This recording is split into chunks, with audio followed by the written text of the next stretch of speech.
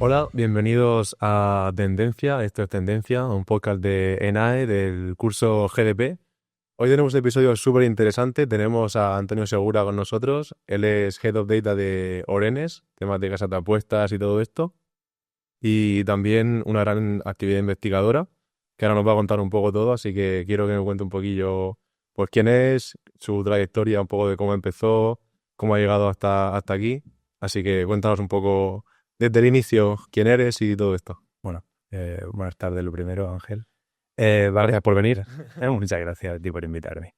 Pues, vale, pues en orden si quieres de lo que han mencionado. Al final, el grupo Orenes no es solo casas de apuestas, a lo mejor un poco para la gente más millennial, generación Z, sí que lo identifican con eso porque es, digamos, el tipo de ocio que tiene el grupo que pueden consumir, pero se dedica a toda la parte del juego, de hostelería. Bueno, en Murcia lo sabemos bien porque tenemos Odiseo, tenemos el mercado de correo, tenemos muchas discotecas, pero ese tipo de negocio también lo tienen Jamaica, Puerto Rico, Andorra. Entonces es todo tema de ocio orientado más bien pues a un nivel que no es ocio infantil de videojuegos, pero casi todo el ocio se toca y, y es una empresa interesante al final a nivel de datos porque tiene una expansión alrededor de la cadena de valor. Es decir, no se han centrado tanto en multiplicar el mismo negocio muchas veces, sino ir creciendo la cadena de valor. Yo siempre pongo un ejemplo de cuando tienes un McDonald's, en vez de hacer 5 McDonald's, lo que has hecho es montar una carnicería y cuando veías que el McDonald's y la carnicería funcionaban bien, montabas una granja de vacas y cuando veías que la granja de vacas iba bien, pues montabas un prado para vender. Y muy veterinario. Exacto, muy buena, gracias. Pues sí, entonces en ese contexto el grupo obviamente empieza a toparse con partes del software en su cadena de valor y bueno, yo entré el año que yo entré un equipo de I+D y dentro de ese equipo de I+D pues hay necesidades, al principio eran algoritmos matemáticos y poco a poco el machine learning, que hace 10 años pues estábamos pocos allí, pero estaba... Hace 10 años, llevas ahí ya 10 años. No, hace 8, yo te digo, de hace 10 años cuando empecé yo, pero entré creo que hace 8 o 9. O sea, Vale. ya ni lo reviso. ¿Y cómo llegaste hasta ahí? ¿Cómo llegas un día y entras ahí? Bueno, es una buena pregunta. Pues yo trabajaba en una empresa de inteligencia artificial aquí en la región y viendo los errores que cometían, ellos usaban IA para operar en mercados, en este caso, mercados financieros de divisas, pero en mi punto de vista era un error porque estaban operando en un mercado muy, muy eficiente. Eficiente a nivel económico, me refiero, donde esos cambios que podía operar la IA dependían más de la frecuencia con la que le permitías operar que realmente de una estrategia muy compleja o poco compleja que podía hacer. Vale, ¿y cómo llegaste hasta ahí hasta Orenes a temas de, supongo que al principio sería solamente apuestas, pero luego evolucionó más, ¿no? Correcto. ¿Cómo llegué al grupo o cómo evolucionó dentro del grupo? ¿Cómo llegaste? ¿Cómo llegué? Hace 10 años, Antonio, ¿dónde estaba? Correcto, pues estaba en una empresa de inteligencia artificial de Murcia, donde ellos hacían inteligencia artificial para explotar mercados financieros, en este caso Forex, y yo siempre he pensado que realmente no estaban en el lugar correcto porque estaban en un mercado muy, muy eficiente económicamente hablando. Es decir, las compraventas dependían más de la frecuencia con la que la pudieras hacer que realmente la estrategia en la que te basabas. Entonces monté una startup con un amigo en el cual intentamos usar inteligencia artificial para un sector que fuese menos eficiente que el mercado Forex. ¿Qué sector detectamos? Las apuestas deportivas. Entonces montamos un algoritmo que hacíamos scrapping. Scrapping es ir buscando en las webs diferentes datos y con inteligencia artificial detectábamos pues Ineficiencias, ¿no? ¿Dónde detectabais que no era eficiente el tema de las redes hace unos 10 años? realmente en tenis. Y para que te hagas una idea, los jugadores que estaban en ATP en los puestos, digamos, entre los 10 y los 100, tenían muchos, muchos mercados, es decir, mucha oferta, y esa oferta no era nada eficiente. Para que te hagas una idea, el algoritmo tenía como dos patas, una de gestión de riesgo y otra de predicción deportiva pura y dura. Y una vez el algoritmo de gestión de riesgo estaba jugando Nadal, que en ese momento era el número 1 del mundo, contra un tío que no lo conocía a nadie, y de repente vimos que el algoritmo ese día, boom, apostó todo a un jugador. Normalmente apostaba entre 10 y 20 jugadores, y ese jugador era Djokovic. O sea que al final ese tipo de relaciones sí que la detectaba bien el algoritmo mejor que el mercado. Obviamente con los años esa eficiencia, el mercado de las apuestas deportivas ha ido mejorando. Y cuando presentamos, digamos, este proyecto en Orenes, pues el proyecto en sí no tuvo encaje, pero mi perfil para el proyecto que ellos tenían, pues Lo vieron que cuadraba, ¿no? Dijeron, este chico puede ayudarnos aquí a exacto, a hacer cosillas. dar un sportbook, que es lo que está. Y desde entonces, ¿qué es lo que se ha ido implementando en Orenes en tema de cómo estaba hace 10 años a nivel técnico de temas de cuotas, supongo, de donde la probabilidad de ganar un equipo u otro, un jugador u otro, Muy y fácil. cómo está ahora? Cuando yo entré, hace 8 o 9 años, te he dicho 10, erróneamente, más o menos para entendernos, todo estaba subcontratado y desde este momento hasta ahora, pues cada vez se subcontrata menos software y cada vez hay más software propio. Okay. Dependiendo de la operación, porque hay que entender que es una empresa internacional, pues hay un software u otro, elige según la operación que tengas, pero cada vez hay más software propio. Y antes no existía y ahora existe y cada vez va cogiendo más peso dentro de ¿Y la en compañía. qué ejemplos o casos de uso se utiliza la propia empresa sus soluciones para el tema de apuestas en este caso? Luego hablaremos de la parte de investigadora tuya también, pero lo que hay tiempo de esto. Bueno, por ejemplo, versus retail, en las salas de apuestas que puedes ver pues en la ciudad, en cualquier ciudad de España, está corriendo con software propio de Orenes. También una web que se llama Jazz Casino, que corre con software propio. Y yo creo que es lo más visible. Esas dos. Ok. Y nos metemos un poquillo en tema apuestas. Para la gente que nunca haya apostado o no sabe de qué va el tema o tenga más curiosidad, por ejemplo, ¿cómo se ponen las cuotas deportivas de un partido de fútbol? ¿Cómo funciona? O de lo que sea. Pues recibes datos deportivos, tienes datos internos de cómo está tu exposición a ciertas situaciones. Por ejemplo, si tú fueras una casa de apuestas que solo estás en Murcia, cuando Alcaraz juega, pues puede que tengas más exposición a Alcaraz de lo normal. Entonces, con los datos que tienes internos de tu exposición al riesgo, más los datos que tienes de efectos deportivos, estadísticas y estado del partido, porque las apuestas en live cada vez son más importantes, pues ni lo metes dentro, digamos, de una caja negra que puede variar dependiendo de lo que pueda. Exacto. Digamos que Y Machine Learning que estamos hablando ahí, ¿no? Ya, ¿eso sería una IA actualmente o qué porcentaje de IA hay ahora mismo? Claro, depende de, digamos, de qué deporte, de qué parte, porque no es solo el 1x2 lo que se calcula Hay muchas más cosas, correlaciones internas, entonces hay partes que están guiadas por IA, tanto en la parte deportiva como en la parte de gestión de riesgo. Entonces hay partes guiadas por IA y hay partes que todavía son puramente algorítmicas matemáticas. Ok. Y se pone una probabilidad que gane cada uno de ellos en base a datos, por ejemplo, pues como que el histórico de partidos que hayan ocurrido previamente. Se pone una probabilidad que gane uno y otro, con esa probabilidad calculas pues el valor esperado de tu cartera, corriges al valor esperado realmente que tú quieres tener de exposición y a partir de ahí pues le aplicas un margen que sería lo que se queda a casa, que sería, oye, pues un 5% me quiero quedar o un 3%, pues los partidos más famosos que sirven como de escaparate al final tienen menos porcentaje, tienen a lo mejor un 3, incluso a veces vas a 0, vas incluso a pérdidas si es un equipo que patrocinas. Y los partidos que tienen más riesgo, pues porque son más probable que haya un amaño, pues te llevas un margen un poco mayor para poder, digamos, soportar ese riesgo. El tema de amaños, ¿cómo se gestiona? ¿Cómo se sabe la probabilidad de que haya un amaño en un partido? A ver, los amaños al final son difíciles de prever porque siempre te van a colar los amaños que tú no conoces. Entonces, normalmente cuando se detecta un amaño, pues hablas con el resto de casas de apuestas si piensas que también han podido sufrirlo y en caso de pensar que sí, que efectivamente es un amaño, Policía Nacional y que, digamos, empieza el curso legal de una apuesta. Creo que han habido un par de casos recientes en la Liga Española, por ejemplo. Eso a veces es muy obvio, a veces está claro que es un amaño y otras veces cuesta más, ¿no? Sí, al final, digamos, como la carga probatoria está en este caso en el que sufre el amaño, pues a veces puedes o a veces no puedes. Pero a veces sí que se puede. ¿Y cuánto es difícil de estimar, supongo, pero cuánto se equivocan las casas de apuestas a la hora de establecer probabilidades?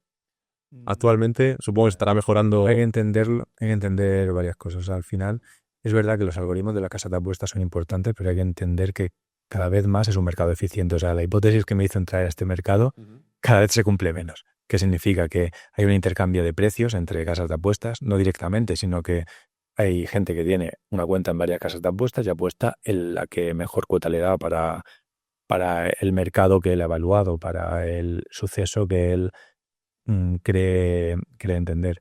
Entonces, esa compra-venta de opciones, son como opciones financieras, hace que haya un intercambio de información entre las distintas casas de apuestas, de forma que el resultado final del precio no solo son modelos aislados del propio mercado, sino hay como una mezcla de modelos a través del intercambio de información que produce el intercambio de precios.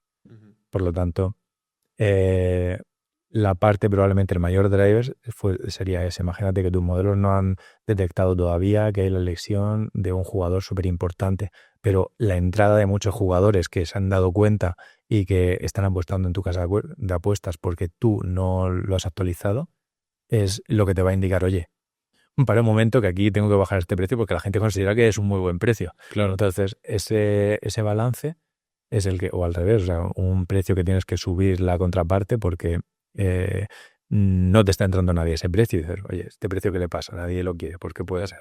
Claro, esa información se recopila, ¿no? Y se utiliza para mejorar los modelos y demás.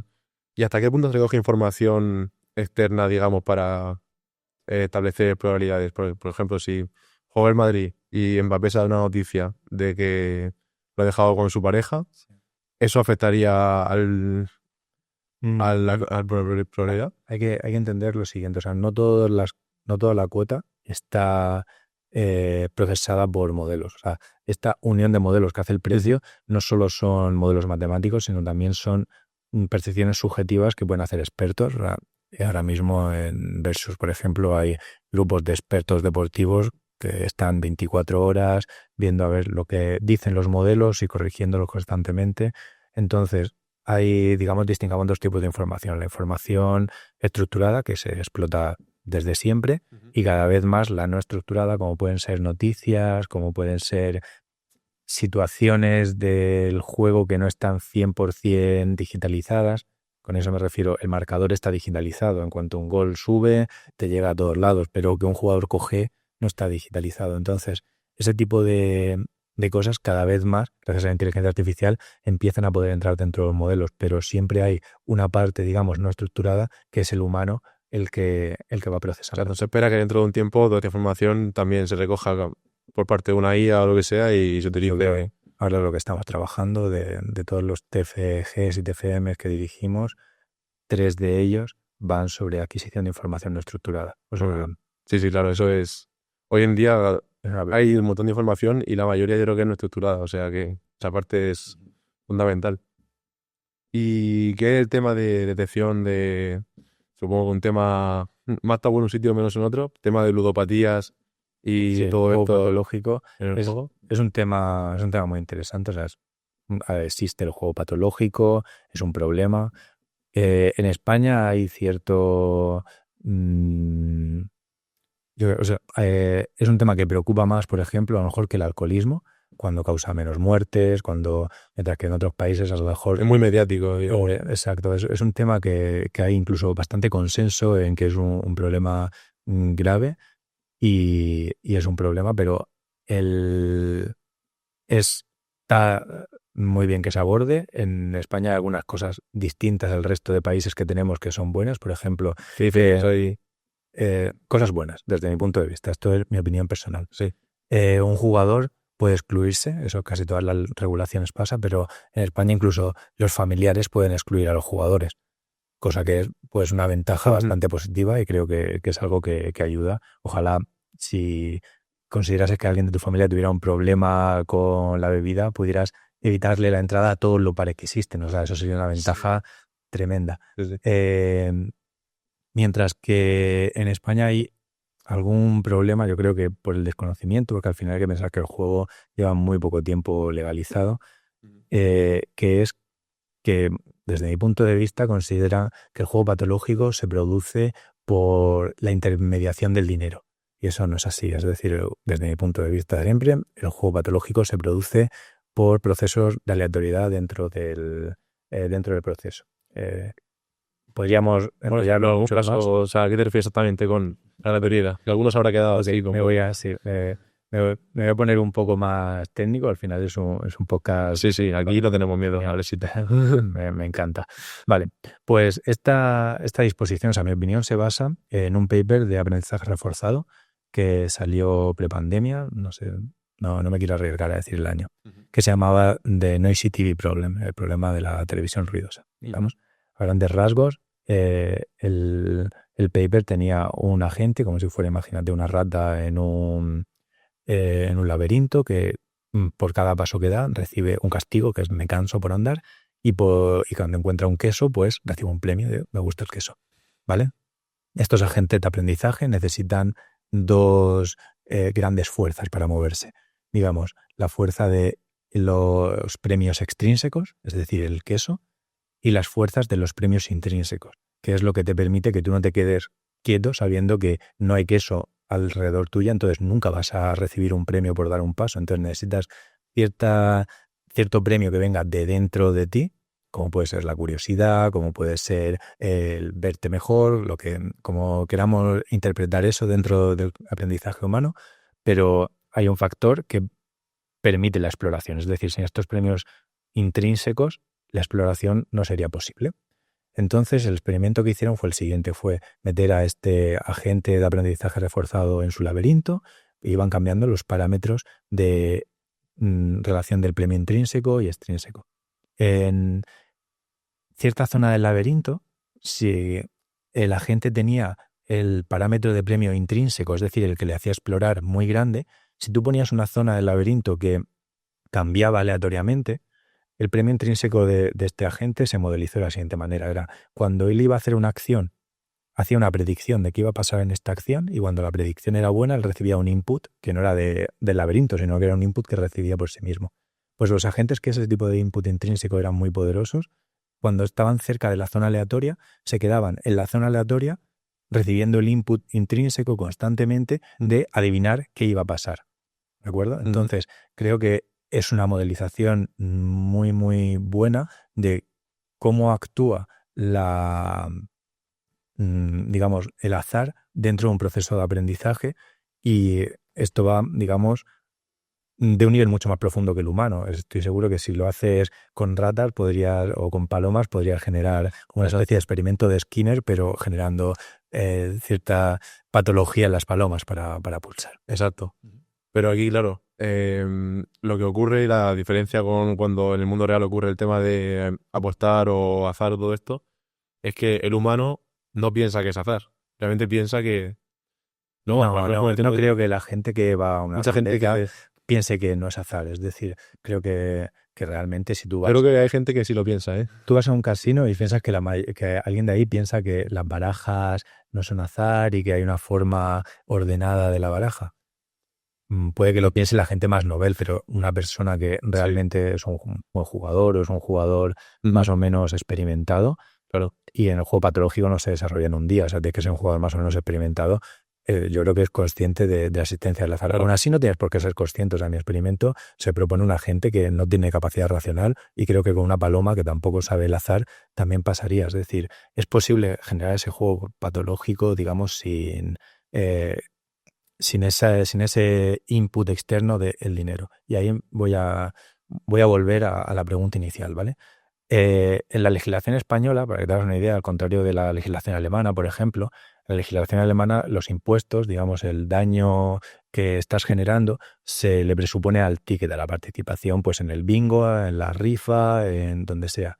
Mientras que en la española se le pone al premio, porque se supone que el daño que se le genera es al recibir ese premio.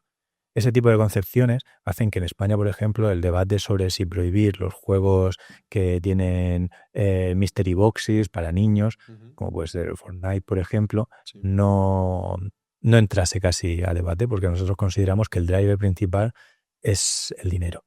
Y claro, ahí no había dinero, entonces no había ningún tipo de interacción. Por lo tanto, creo que el déficit realmente legislativo está en unos principios que todos los legisladores a lo largo de muchos años han aceptado y no son reales. Claro. Ahí la legislación yo creo que te va un poco por detrás en cuanto a lo que va innovando la tecnología, ¿no? Y a lo mejor tiene que adaptarse un poquillo, ¿no? En Alemania, sí, mucho antes de esto, ya lo hacían así. O sea que al final son posiciones que a lo mejor hace años podía no tener datos para hacerlo, pero conforme ha avanzado un poco, puede que ahora sí que haya datos que lo nuestro era erróneo y lo de otros era real. Ok, y el tema del juego patológico se detecta, lógicamente, ¿no? ¿Y cómo se hace actualmente? ¿Es métodos más tradicionales o...? Sí, métodos tradicionales normalmente cuando vemos que un jugador no se puede hacer con todos los jugadores, pero con los jugadores que más gastan, cuando vemos que un jugador gasta de forma inesperada, pues nuestro servicio de atención al cliente le llama, le interactúa con él y eso es bueno también para el jugador. Eso en Inglaterra es bastante típico que cuando tú vas a un casino en Inglaterra, los propios managers de los casinos, cuando alguien apuesta de una forma no habitual, porque allí el juego, digamos, está mucho más extendido. En España hay más problemas de juego patológico que en otros países de Europa como Alemania, Inglaterra, o no hay... No tengo el dato preciso, pero yo diría que no. O sea, pero no tengo el dato preciso, así ¿Que que en no España decirte. estamos mejor o peor? ¿A qué te refieres? Yo te diría que no tengo información, a ver si estamos mejor o peor, pero diría que estamos como mínimo igual. Vale. Pero digamos, por cómo de permeable es el juego, por ejemplo, hazte la idea, en Irlanda los niños van al canódromo a celebrar cumpleaños. Sí, verdad. Cosa que en España no es normal. Entonces, Se vería fatal, además. claro. No sabría decirte, no he visto ninguna estadística comparativa de países. Aún así, aunque hubiera pocos, no habría que desproteger. Imagínate que en España hubiera, no sé, pocos accidentes de tráfico. Significaría que tendríamos que quitar las reglas de tráfico. Eso no tendría sentido. O sea, pero sí que sería interesante el ver cuáles son las mejores reglas de tráfico. Exacto. Vale, pues un poco el tema empresarial tuyo, creo que vamos por la mitad del episodio o así. Vamos a cerrarlo, si luego surge, pues seguimos hablando. Pero me gustaría pasar ahora a la parte tuya como investigador, que investigas en la Complutense, exacto. Cuéntanos qué habéis hecho, qué vais a hacer, qué estáis haciendo, porque me has contado alguna cosilla y súper interesante. Bueno, pues realmente mi línea de investigación es bastante teórica, son funciones de pérdida de alto número de parámetros, que es algo, digamos, poco sexy, así en un podcast generalista. No, pero la gente que escucha este podcast ya lleva 4 episodios y ya son expertos en IA y conocen todo. Pero aún así tenemos aplicaciones y usos que pueden ser muy interesantes. Por ejemplo, te comentaba off the record que este finde presentamos en Baleares una inteligencia artificial que es capaz de combinar varias percepciones de lenguaje de odio, porque el lenguaje de odio al final lo que para ti puede ser lenguaje de odio, para mí puede no serlo, y muy subjetivo. Puede serlo, exacto. Entonces puede combinar varios corpus que se consideran de lenguaje de odio y implementarlo para detección de lenguaje de odio en un solo hablante. Y hicimos una presentación demostrándolo con Donald Trump a través de las últimas elecciones, y además tenía muchos procesos extralingüísticos muy interesantes, un cambio de candidato, se ve como con Kamala él detecta que Kamala puede explotar más el que Trump sea agresivo con ella, por lo tanto reduce la cantidad de, digamos, acoso, sí, entre comillas, cada uno considera lo que sea, pero de agresividad contra ella respecto a Joe Biden, que él pensaba que Joe Biden podía explotarlo menos, es más agresivo. Se nota como en el discurso justo después del atentado, pues cambia de forma drástica su agresividad. Entonces está muy bien porque parece, está mal que yo lo diga, que es la leche, no, pero parece que sí que te devuelve unos elementos muy coherentes para evaluar cómo es el mensaje de odio de un político. Claro, eso es súper interesante. Vamos a explicar un poquillo así el lenguaje de alto nivel. Digamos que cogemos todos los discursos o meetings de Trump en este caso, lo metemos en una caja negra y él te va diciendo pues a lo largo del tiempo cuánto odio, digamos, ¿no? puede haber habido o en cada discurso. Te dice, a lo largo de un discurso te va marcando, digamos, imagínate entre un 0 y un 1 y te va poniendo la evolución cada vez que detecte en un conjunto de frases. Pues, ¿esa caja negra qué sería? Esa caja negra es un conjunto de modelos de lenguaje. Cada modelo de lenguaje estaría entrenado, digamos, para detectar similitud con lo que el corpus de uno de esos hablantes ha detectado que es odio. Entonces, tenemos tantos modelos de lenguaje como percepciones de odio podamos tener. Imagínate que hubiera dos tipos de percepciones de odio, la percepción izquierda y la percepción derecha del odio. Pues tendríamos dos modelos de lenguaje y nuestra metodología permite combinar esos dos modelos de lenguaje para que el output, digamos, sea la coincidencia entre esos dos modelos de lenguaje. Ok, sería... La gente, si quisiera hacer eso, quizás se lo pasaría a ChatGPT todo el texto y ChatGPT te podría decir algo, pero obviamente no estaríamos... Claro, hay que entender que hay modelos de lenguaje generativos, como puede ser ChatGPT, y hay modelos de lenguaje que no son generativos, como puede ser cualquier modelo que se usa para censurar las propias IAs, que tú le das un texto y ellos te dicen de qué va, o los modelos de lenguaje de sentimientos, yo le digo algo y te dice es bueno o es malo. Entonces, estos modelos de lenguaje no son modelos de lenguaje generativos, sino son modelos de lenguaje no generativos, que lo que hacen es clasificar el texto. Exacto. Mucho más especializado, ¿no? Porque hay mucha desinformación quizá de lo que es una IA, donde la gente piensa en IA y piensa en gpt.com, pero obviamente hay muchas más ramas. Sí. Cuéntanos también alguna otra cosa que me has contado antes de investigación, que a mí estos temas me encantan. Vale, pues si quieres, haciendo honor a nuestro background común, estamos ahora con un investigador bueno, está en Wisconsin, me parece que se ha vuelto a Madrid hace relativamente poco, tengo que preguntarle por su afiliación. En medio de la investigación sé que ha cambiado su afiliación, pero no es nuestro tema principal. Pues es manchas solares.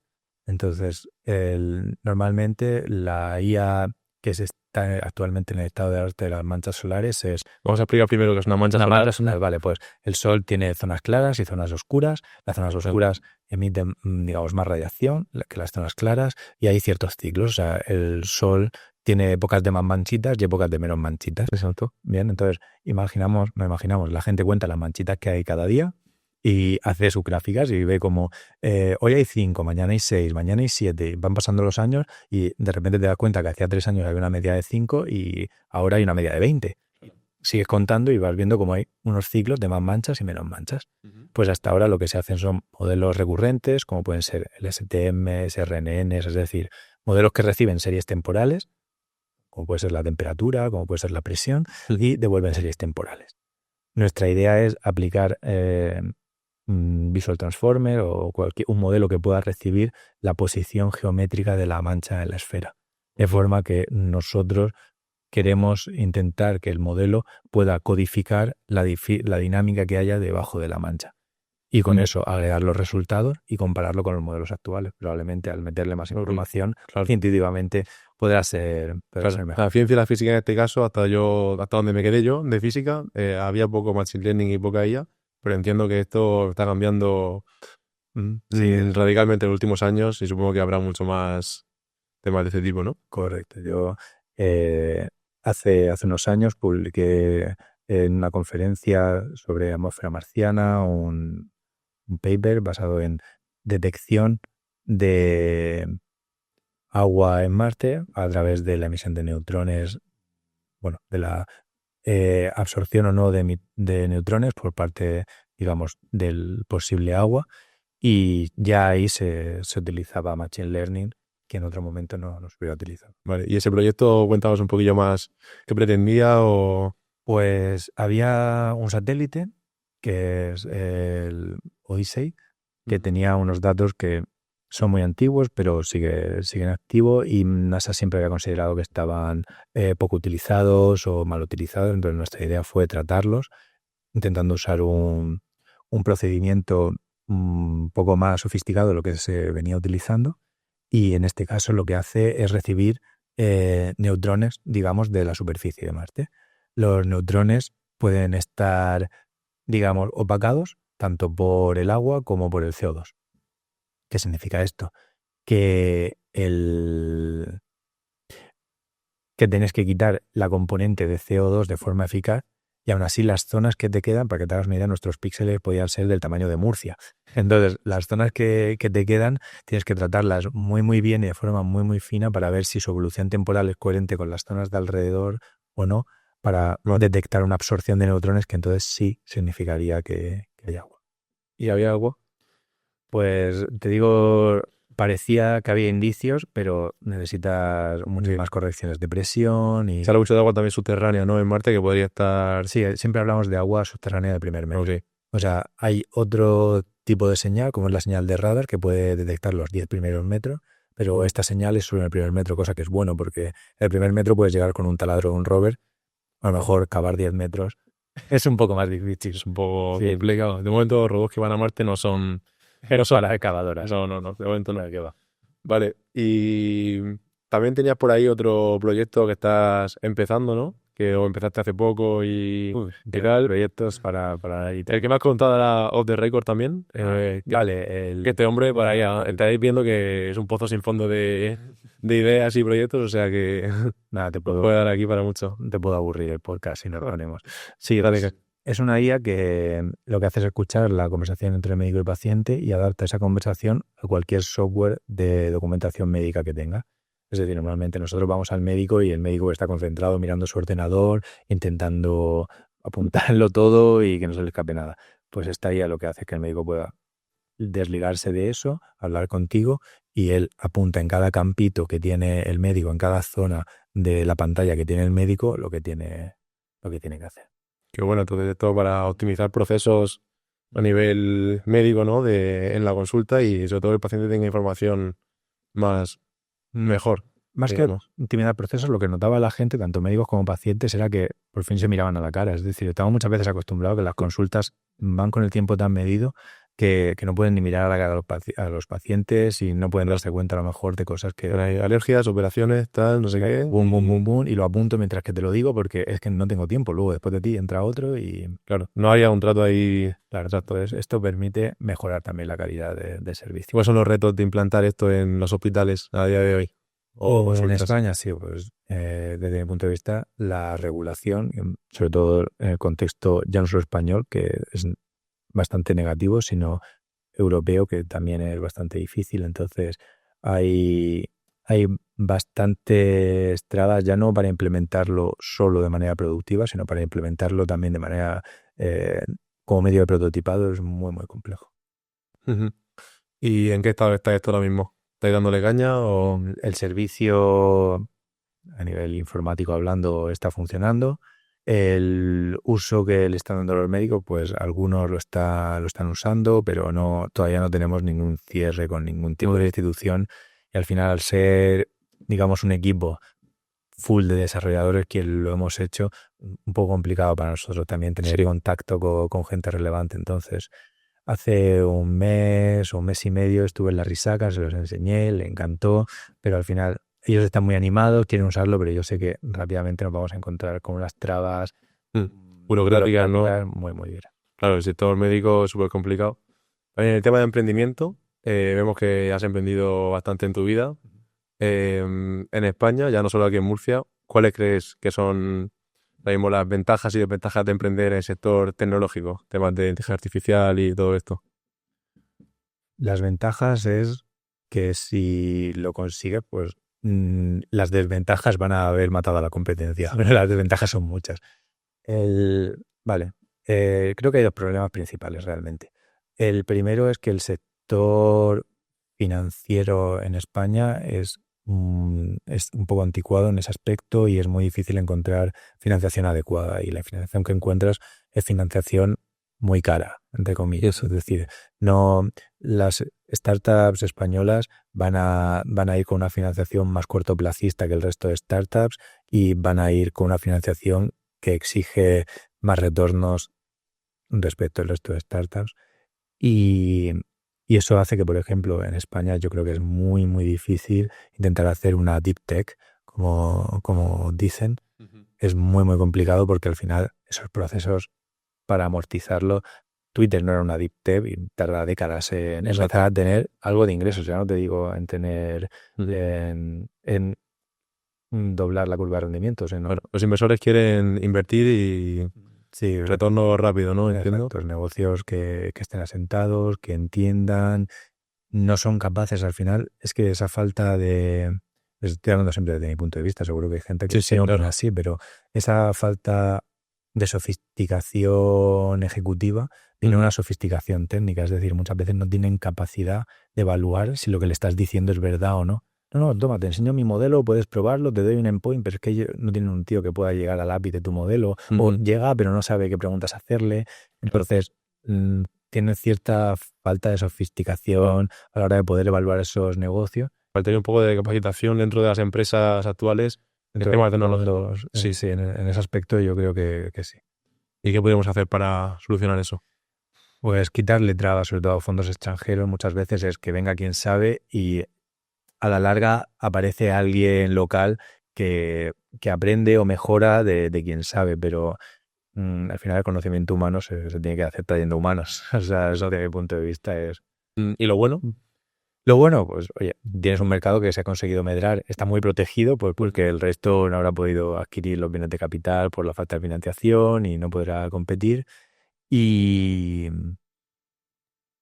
que hay un apoyo, en cierto modo, a nivel institucional, que no siempre es de la misma manera, pero sí que hay muchas herramientas, tipo el CEIN, por ejemplo, que tenéis aquí en Centro de Murcia, intenta dar ese tipo de apoyo a las empresas. Entonces hay instituciones que intentan ayudar. Sí, dentro de lo que vea exactamente. ¿Cuánto llevamos, Marcos? Ok, tenemos ahí un ratillo todavía. Vale, pues no sé. Yo querría volver un momento al tema apuestas. Vale. Si no, tú cuenta lo que quieras. Aquí somos... A mí, vamos, es un tema que me gusta. Sí, yo no me dedicaría a eso. Si yo no yo, sino alguien quisiera hacer su propio sistema de recomendación de apuestas y todo esto, y podría hacerlo. O sea, con los medios que tendría en su casa, podría montarse su propio... ¿Cómo tendría que hacerlo? Aquí dependiendo de te repeles aquí. No, está bien. O sea, dependiendo de la estrategia que quieras seguir. Es decir, no es lo mismo una persona que quiere hacer un sistema basado en análisis deportivo mejor que el mercado. Pero al final el mercado tiene ineficiencias, incluso ineficiencias que son buenas. Quiero decir, cuando yo, por balancear mi cartera, sobreestimo a propósito una probabilidad o infraestimo a propósito una probabilidad, pero eso sea un evento deportivo, claro, o sea, al final mucha gente... ¿Con qué fines se puede hacer? Correr menos riesgo, o sea, es mejor ganar todos los días 1 que un día ganar 10 y al siguiente perder 9 y al siguiente ganar 10 y al siguiente perder 9, o sea, es mucho mejor tener algo consistente. Entonces, en ese sentido, reduces tu valor esperado de retorno para tener menos volatilidad.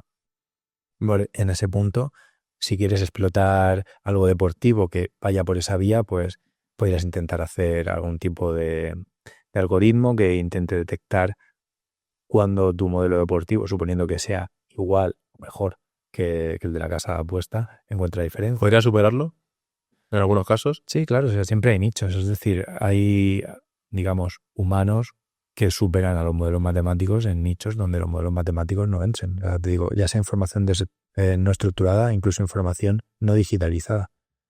Por ejemplo, hay un tipster, no sé si sigue, estaba hace muchos años, pero que estaba especializado en fútbol femenino. Y él entendía porque había una ineficiencia de información dentro del fútbol femenino, que él pues conocía a todos los entrenadores, a todas las jugadoras. Entonces, él explotaba ese conocimiento que él sí tenía. Ok. Como es una persona que está a caballo entre sector público y sector privado, cuéntanos un poquillo en el tema investigación e IA, qué uso hacen unos y otros de ellos y qué va a pasar. Pues la verdad que mi sensación es un poco agridulce, la verdad. En el sector privado sí que, a pesar de las limitaciones de investigaciones que tienen que ser cortoplacistas hablamos de pocos años. Siento que en el sector público español, por lo menos, es verdad que en Estados Unidos es diferente, pero en España creo que los criterios que utiliza la administración pública, la institución, en este caso la universidad, para evaluar a sus investigadores están poco alineados o son poco flexibles. Entonces, cuando entras en un campo como este, donde cada mes cambia muchísimas cosas... Sí. De hecho, este episodio está grabando ahora, pero saldrá dentro de a lo mejor 2 o 3 meses. Si algo de lo que decimos dentro de 2 meses ya ha cambiado totalmente. Trump ha dejado de ser presidente. No estamos hablando de ello porque no lo sepamos, sino porque hace tiempo. Sí, pero continúa. Nada, innecesaria. Pues creo que los criterios que siguen son, al final, demasiado cerrados o no tienen una forma de evaluar a sus investigadores suficientemente justa como para que los investigadores puedan arriesgarse, entendiendo de ir a un tema más caliente y Exacto. poder desarrollar cosas que sean de verdad útiles. Y te pongo un ejemplo. Por ejemplo, si la NECA valora que tú tengas una publicación en Q1, a ella le da igual que Q1, digamos que es como el primer cuartil, sí, digamos, de las revistas, o sea, dividimos en 4 todas las revistas del mundo, en 4 grupos, pues el mejor grupo de los 4. Ok. Y a él le da igual, con que esté en el primer grupo te van a dar los mismos puntos que con que sea la top 1 del mundo. La mejor. Guay.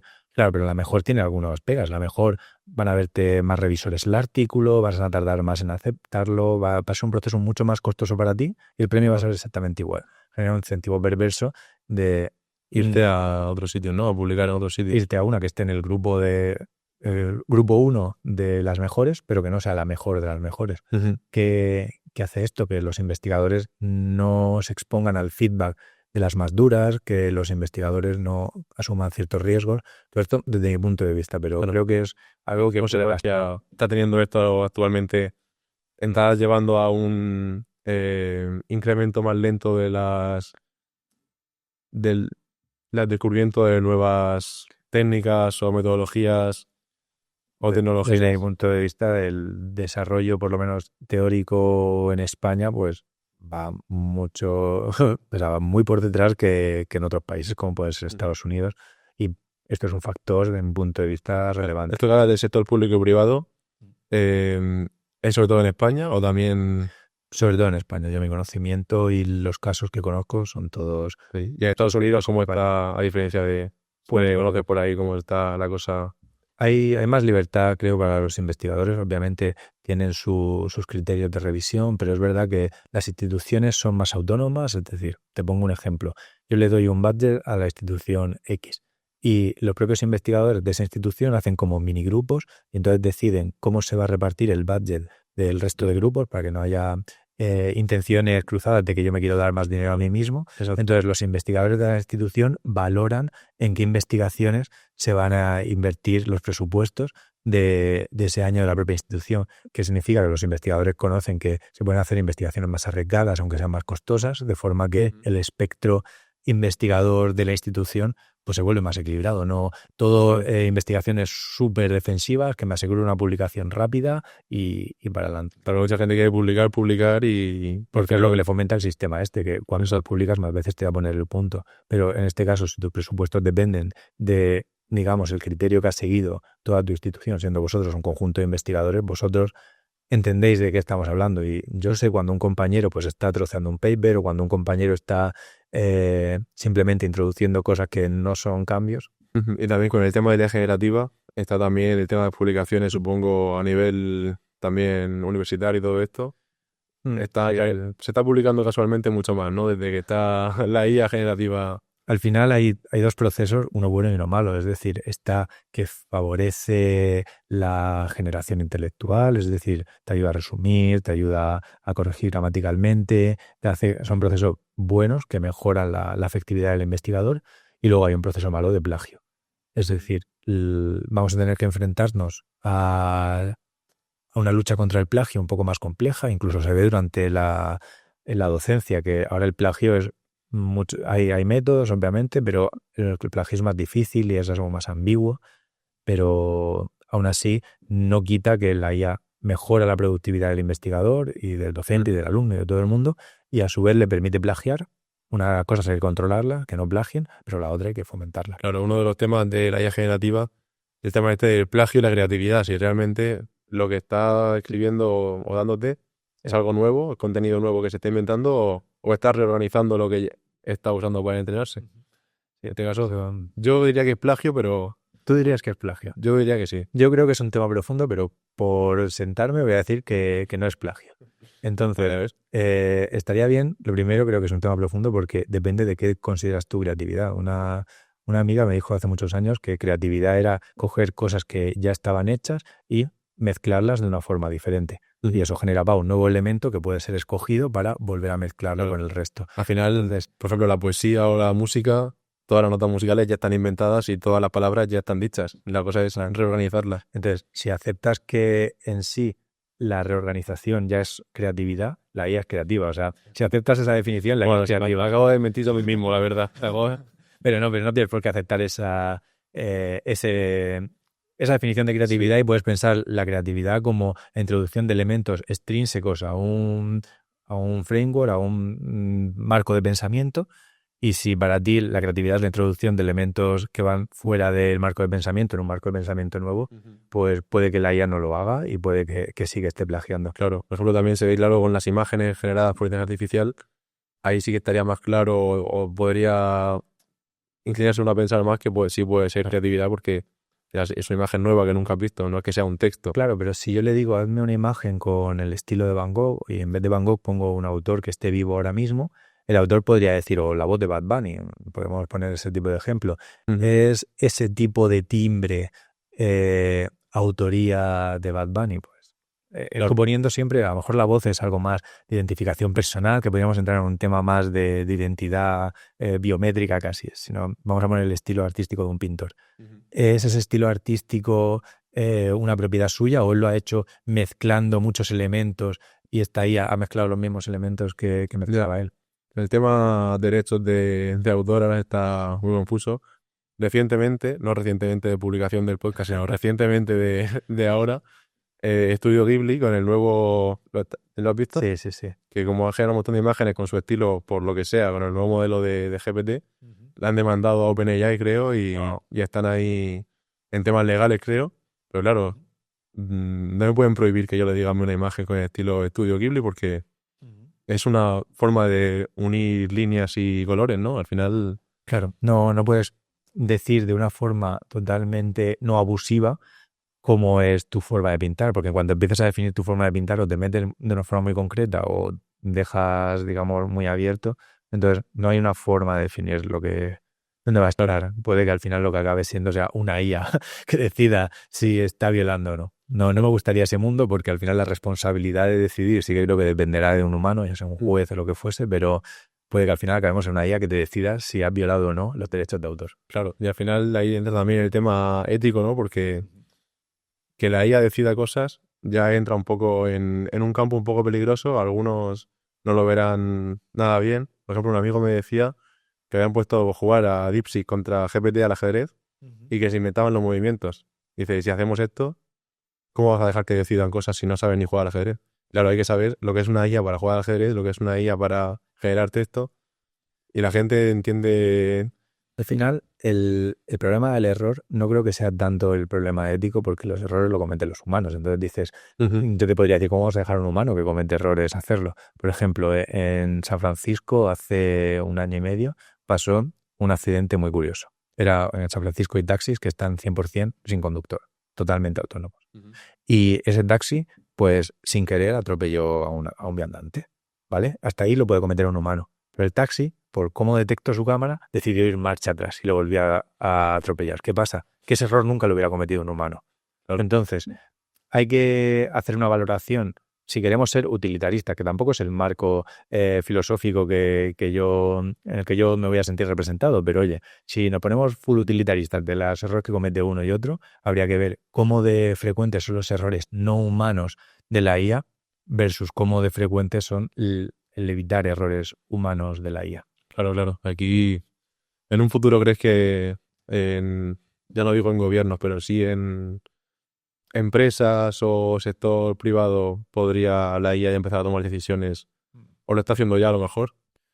A ver, en el sector privado yo creo que es más fácil, porque al final la responsabilidad última es lo que hay en la cuenta de resultados, que es de un propietario. Ese propietario decide, yo todo lo que haga lo va a hacer una IA. Y en caso de que la IA cometa un delito, que sería lo único que podría generar daños que no fueran a su cartera, sino daños a terceros, pues que él asumiera el delito de la IA. En ese caso no habría un problema tan ético como, por ejemplo, podría ser que una IA decidiera una sentencia judicial. Imagínate, los legisladores hacen las leyes, pero nosotros hemos acordado que las leyes, como reglas, tienen una parte no humana que no nos gusta y metemos a un intermediario humano, en este caso es un juez, que decide darle una visión humana a esas leyes. Sin saltarse las reglas, yo voy a aplicar esta regla al caso que veo, poniendo, digamos, mi toque humano, intentando minimizar a tope el toque humano, pero que haya un toque humano. Entonces, la pregunta, y ya se hacía en la Revolución Francesa, si incluir o no este tipo de implementadores, es, ¿necesitamos ese toque humano para decidir los casos? Pues yo creo que que probablemente sí, que queremos que los humanos nos tratemos entre nosotros. A lo mejor es cierta filia al humano en sí, pero yo sí preferiría siempre que nuestra convivencia fuera, digamos, guiada por humanos en vez de guiada algorítmicamente. Sí, yo creo que ahí en el punto medio está la virtud, digamos. Pero si tuviera que decidirme, preferiría humanos de momento. Dentro de 10 años ya veremos cómo estamos. Porque dentro de 10 años crees que iban a cometer menos injusticias.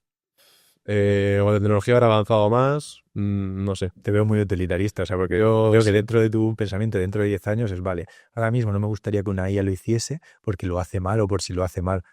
Entonces prefiero que lo haga un juez porque voy a poder explicarme al 100%. Exacto. Pero si puedo evitarme los posibles errores que cometa un juez, prefiero que lo haga la IA.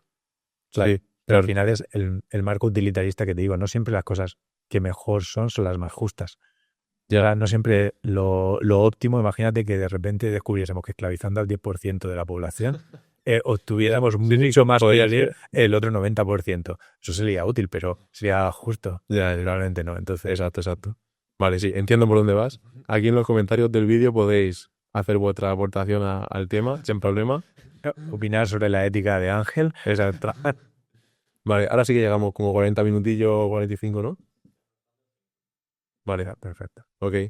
Y como última pregunta, sí que me gustaría hacer una que le preguntamos un poco a la gente que viene aquí. Y es, ¿qué problema real estás afrontando puedes elegir profesional, nivel empresa o investigador? ¿Y cómo lo vas a solucionar? Vale. Pues, ¿cómo lo voy a solucionar? Sí, también con la solución. Vale. Aquí aprendemos todos. A ver, te puedo decir el último que antes de venir aquí, pues lo que estábamos solucionando, pero este lo hemos solucionado, o sea, ha sido... es que terminarlo, hacer un push y dejarlo solucionado. Pues estábamos diseñando una arquitectura de inteligencia artificial, pues cómo se van a ir poniendo esos parámetros, esas neuronas dentro del cerebro de la IA, y obviamente tiene que cumplir ciertos criterios algebraicos sabemos que las matrices, nos acordamos del instituto, que tienen que multiplicarse, una matriz de n por q, tiene que ser multiplicada por una que sea Q por N. Exacto. Aquí pone en Marco luego una imagen de dos matrices multiplicándose. Eso va a ayudar. Vale, pues teníamos uno de esos tipos de problemas algebraicos, entonces al final, pues un poco debugueando con el Visual Studio, descubriendo dónde estaba mal nuestro planteamiento y faltaba un hiperparámetro. El paper que estábamos reproduciendo no lo habíamos metido, había sido ahí un lapsus que habíamos tenido. Con ese hiperparámetro, pues ya hemos podido reajustar y que todas las matrices sean súper multiplicables. Creo que esto ha quedado clarísimo. Este problema súper útil para vosotros. Este problema es real y muy útil, que muchos tendréis este problema también y ahora lo habéis solucionado. ¿Lo hablas irónicamente? No, es así, sí, claro. Sí. Ay, no sé. Vosotros no, la gente lo tiene. En el tuyo no. No demasiado. Ojalá en el futuro. Claro. La gente dice, guau, ¿qué me ha pasado esta mañana? Exacto. Vale, pues nada, con esto terminamos este 5º episodio y atentos a las redes sociales para enteraros de los siguientes y hasta pronto. Chao.